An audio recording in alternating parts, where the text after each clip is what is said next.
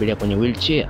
Na mtu huyu alikuwa ni mwizi, na dokumenti zake pamoja na taarifa zake zinaonyesha kwamba alikuwa ni mwizi, na baada ya kufanya kupata mistake fulani, basi aliweza kuvunjika uti wa mgongo. Sasa leo hii anaitwa mtu huyu ambaye alikuwa selo, na hapo wanamuita kwa ajili ya kuingia mkataba waweze kumfanyia majaribio ya kisayansi.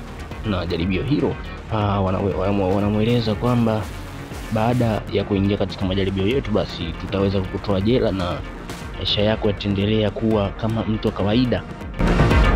Hapo walikuwa wanamueleza kwamba ana uwezekano wa kutembea tena, maana alivunjika uti wa mgongo na hapo hakuwa na uwezo wa kusimama.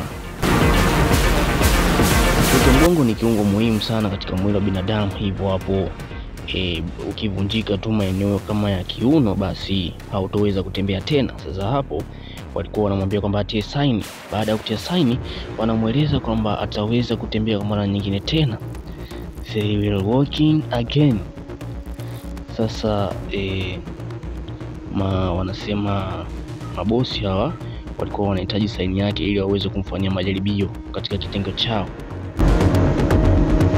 Mkataba ndio hapo anaelezwa kwamba asome mkataba huo, basi akiweza kukubaliana nao ataweza kufanyiwa majaribio ya kisayansi, na hapo lolote litakalotokea basi ni ndani ya mkataba. Sasa mshikaji alitia saini na majaribio yalianza.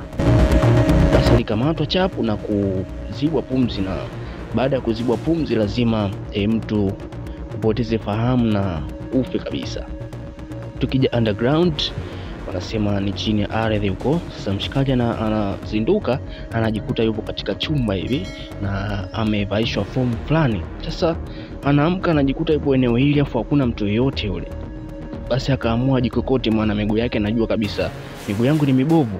Lakini alipojaribu kutikisa vidole vya miguu yake, aliona mbona kama vinafanya kazi. Mshikaji basi aliona ni jambo zuri, basi alianza kunyanyua mguu taratibu, na ni kweli aliweza kunyanyuka. Sasa alisema hii ni impossible, haiwezekani, that is impossible, kwa sababu ni jambo la kustajabisha sana. Basi alitema matapishi fulani hivi kama yana dawa fulani kemikali hivi.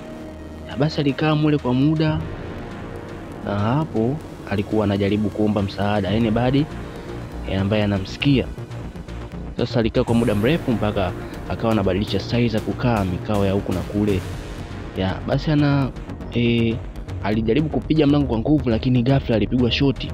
Inamaanisha kwamba mlango huu una ulinzi.